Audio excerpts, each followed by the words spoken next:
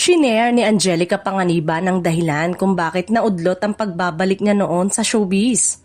Ayon sa aktres, dapat noong pang nag 2 years old ang kanyang anak na si Amila ay babalik na siya sa pag-arte. Pero naudlot nga nang ma-diagnose kung saan kinailangan niyang sumailalim sa isang surgeries. Nung time na parang finally okay na, parang since nag 2 years old na siya, yung katawan ko iba at hanggang hindi na ako nakalakad. I was on a walker and then napunta na nga sa wheelchair, kwento ni Angelica. Pagpapatuloy niya. And then I had to do so many surgeries, hip decompression and hip replacement on my left side and then on my right.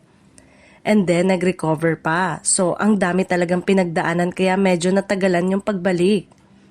Never naman daw sumagi sa utak niya na mag-quit sa showbiz. Habang pinagdadaanan ko yung mga yon, lagi akong may longing na. Hindi lang longing, inggit din sa iba mong mga nakatrabaho. Sa ibang mga artista, di ba? Pag napapanood mo sila na parang gusto ko yung ginagawa nila, namimiss ko na ganon, say ng aktres. Naghintay raw siya ng proyektong magpapa-oo sa kanya na 100% ang puso at isip niya sa proyekto.